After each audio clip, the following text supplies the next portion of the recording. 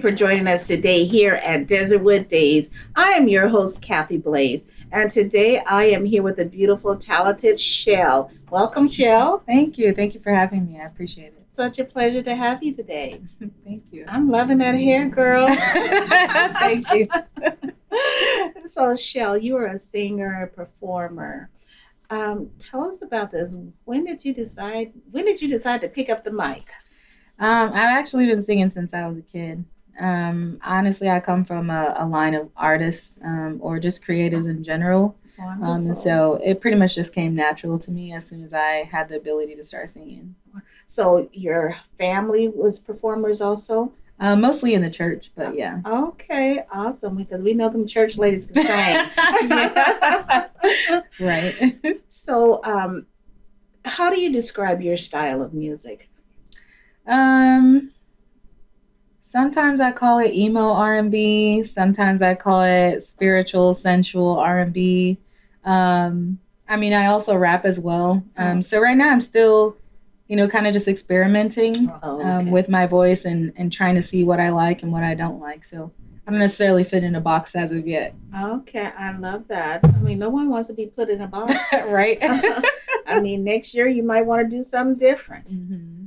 So, how has okay, we went through a lot with COVID and everything, and I know that changed a lot about people. They were able to sit down and really figure themselves out.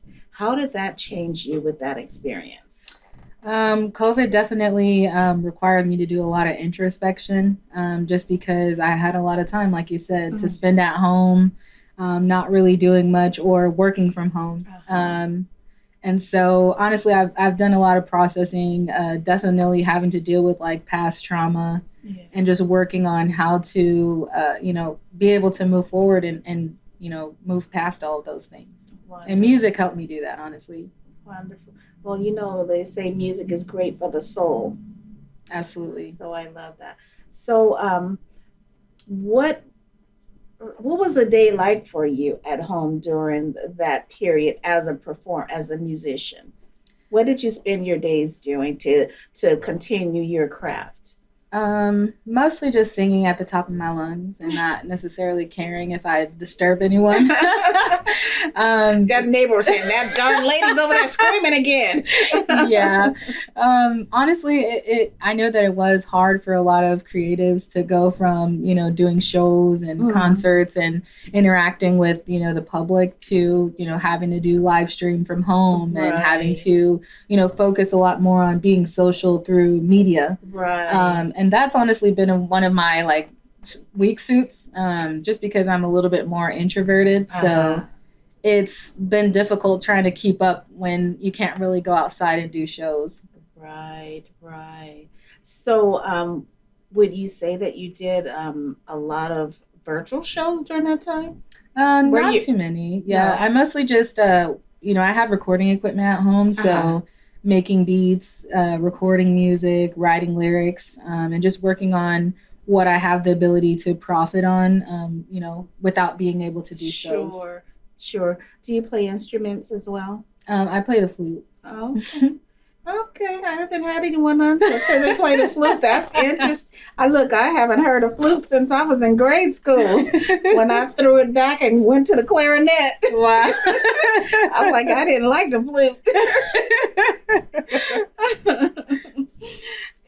As a songwriter, could you tell me some of the songwriters in today's times that really inspire you as a young songwriter yourself?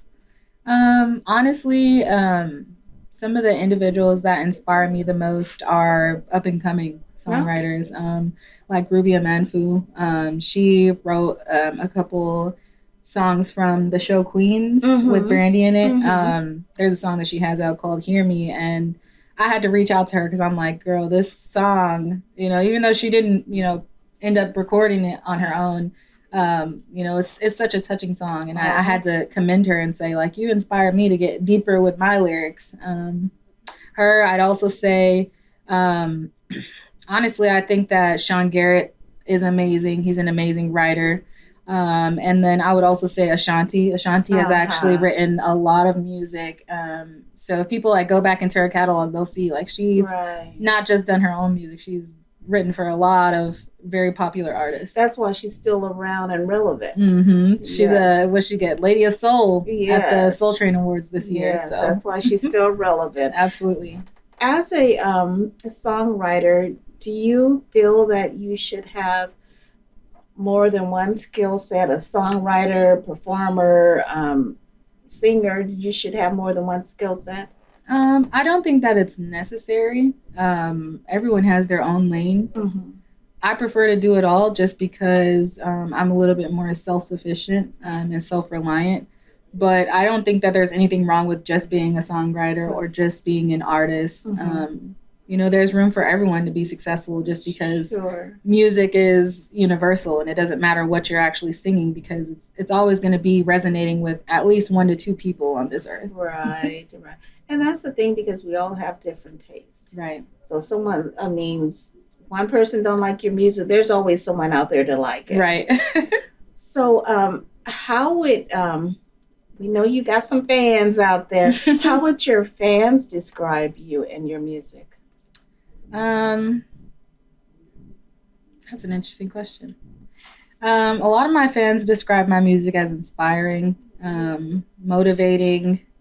As far as like, the more sensual R&B, they, get inspired to be more sensual, to embrace their femininity. But mostly people think that my music is motivating. That's awesome. So are you a native of Arizona? Yes. Okay. Yeah. I love my natives. I love all my guests, but I love my natives. Yeah. So how long have you been in the music industry? I'm gonna say professionally. Professionally, I've been in the music industry since 2010, so about 11 years. So how much change, what are some of the positive changes that you've seen in the music industry here in Arizona since you've been in it? I see a lot more camaraderie. Back in the day, artists didn't necessarily know about each other enough to really collaborate. But now, because we have a lot more outlets like the Hip Hop Festival, Arizona Mixtapes, even just Dat Vibe, like the R&B brunch, it gives us an opportunity to, join in the melting pot that kind of is Phoenix. I feel like Phoenix is also, considered a melting pot with so many different cultures and genres of music. I totally agree with that. I mean, Phoenix is a melting pot for a lot of things. So I totally agree with that. So you mentioned an R&B brunch. Can you tell me a little bit about that? Tomorrow is actually the anniversary of Dat Vibe Brunch.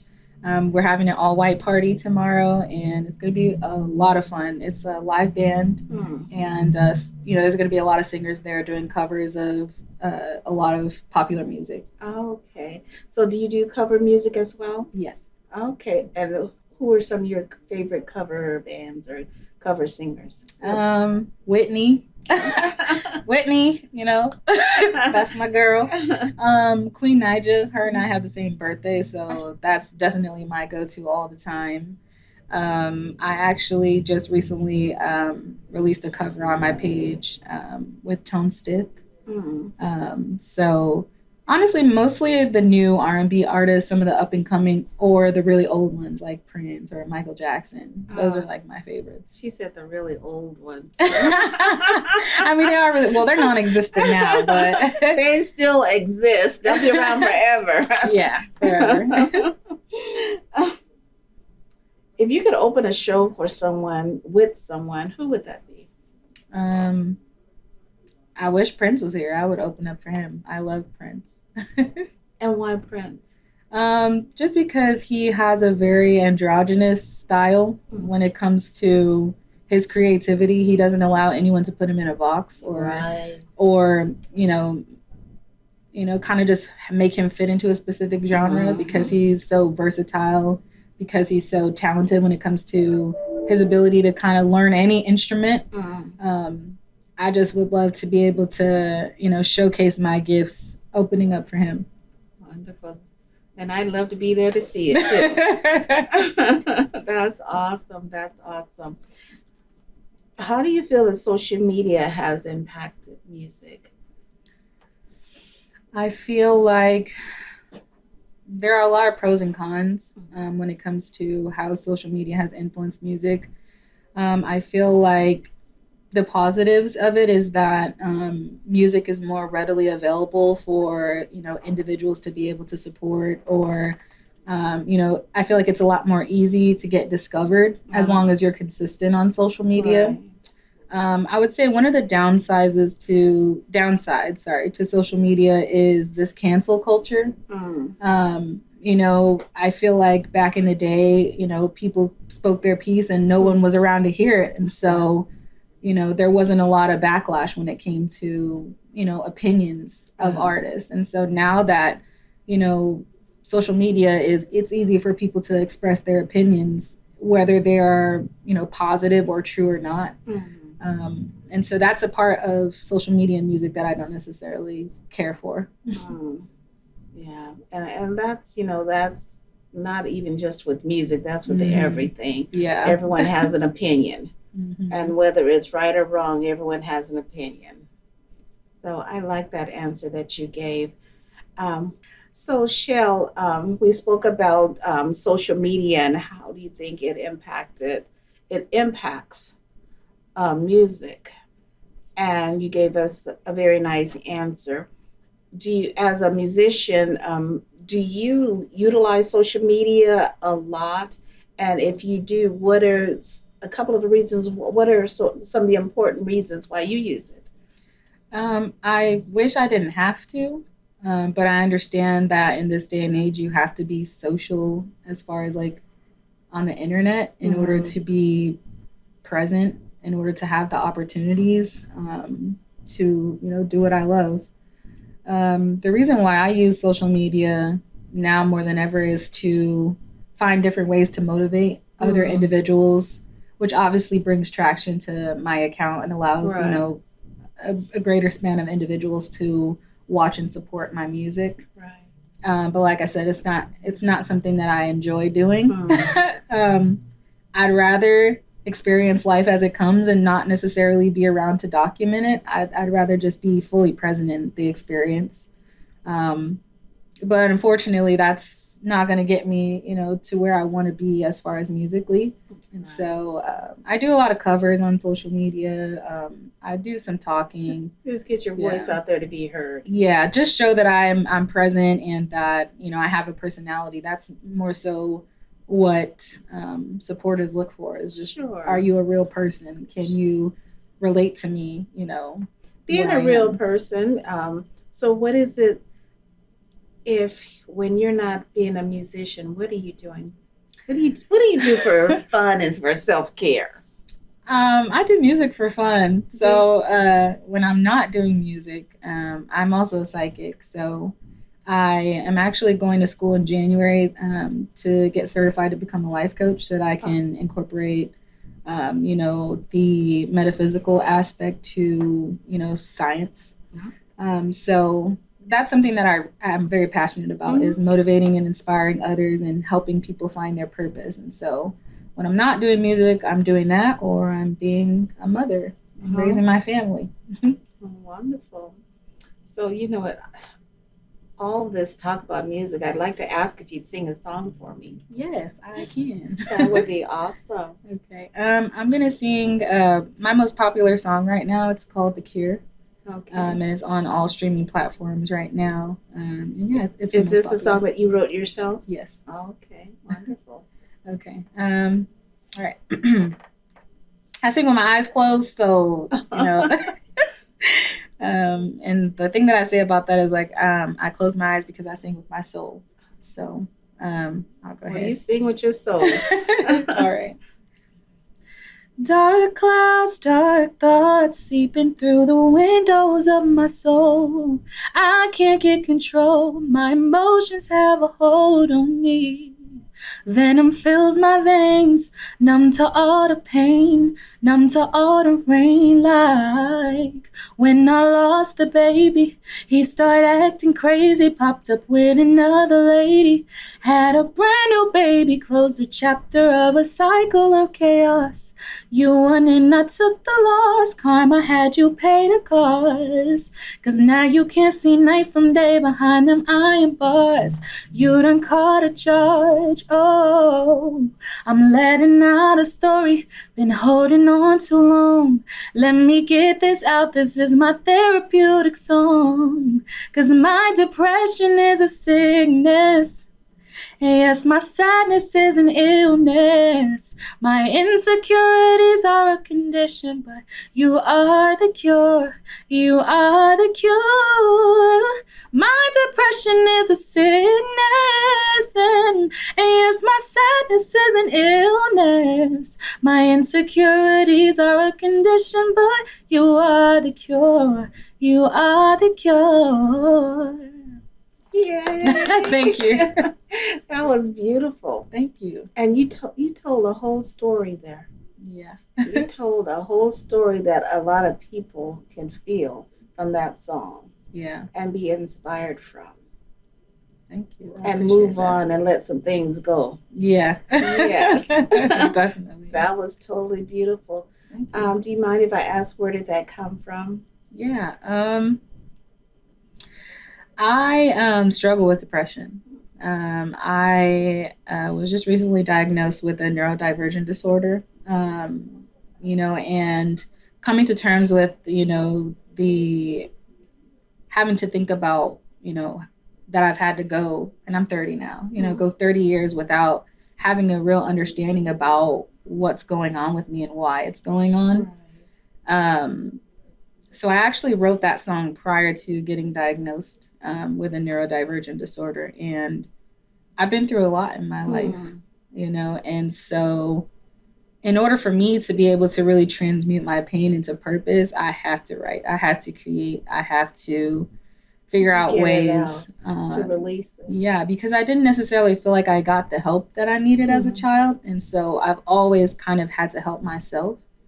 And so music and writing and creating was a way for me to help myself. But I knew and I had an understanding that this music, doesn't also have doesn't not only have the ability to heal me, but heal others as well.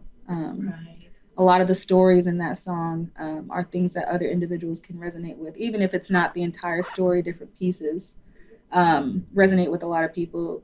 But more so than anything, I always say about the song, the cure is, it's really, a personal discovery. And it's more so about finding something that lights your fire, finding something that, shows you that, you can keep going, that you don't need to give up, that life is not over. Whatever that is, continue to do more of it, because that's your cure.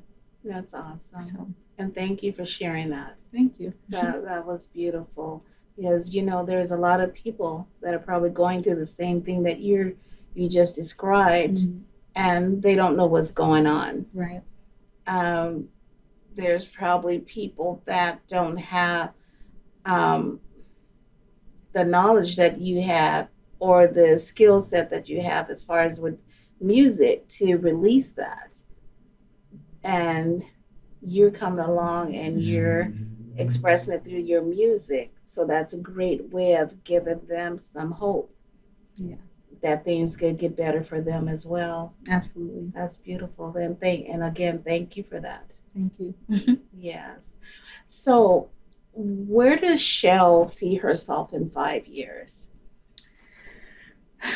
I see myself traveling and healing the world, healing myself, healing my family. I see myself being a light, in dark spaces. That's my mission, and that's what I've always desired to do since I was young, because I didn't have that. I didn't have any light necessarily when I was young. And so I want to be that for other people that, are my age, older and younger. Give that opportunity for everyone to see that there is light even in darkness. Right. And I like that you know that.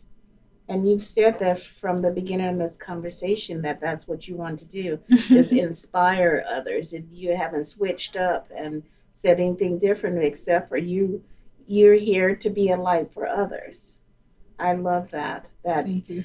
because I strongly believe that we're placed on this here in this place for a purpose. Absolutely. And even though we're wondering, why am I going through this? Or why is this happening to me? That is a part of our journey Absolutely. to get to what we're supposed to be doing. And I believe that is what's happening with you. And you know that's what's happening with you. And you know who you are. Yeah. I'm working on it. It's getting closer and closer every day. As I get older, I start to have a deeper understanding about who I am, and understanding that I also have the ability to change who I am if I don't like it. Right. Well, that's something we all have the ability to do. Mm-hmm. We can sit up in a corner and complain about it, or we can get up, get that pen and paper like you do, and start writing and learning more about yourself. I love that. I love that. So 5 years is your plan to travel the world and to heal others. Mm-hmm. Is there any new projects coming up? Yes, I actually have a song coming out in January. It's called Tea Party. It's more of an expressive song about, a lot of the things that I've been going through recently when it comes to being in the music industry and understanding that not everyone has the same positive intentions as you.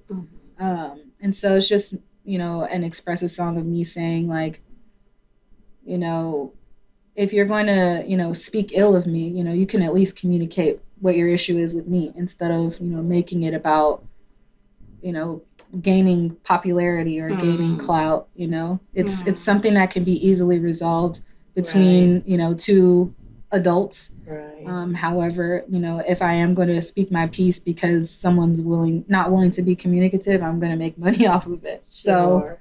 So, it's kind of like a declaration song to say, I've, earned my respect in Arizona. I've done the work to, build my skills to the capacity that I have. And, just kind of speaking of the injustices of how I've been treated. Okay. So where can our audience find you? You can find me on Instagram at CHELLE Music Official.